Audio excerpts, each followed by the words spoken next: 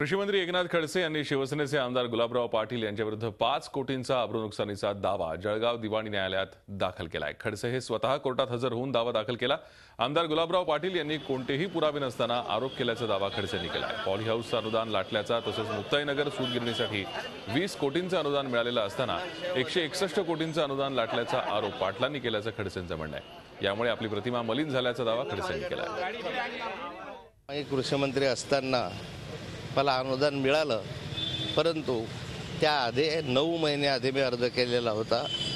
9 महिन्यामध्ये पूर्ण प्रक्रिया आईची खरेदीची हे सर्व झालेले होते।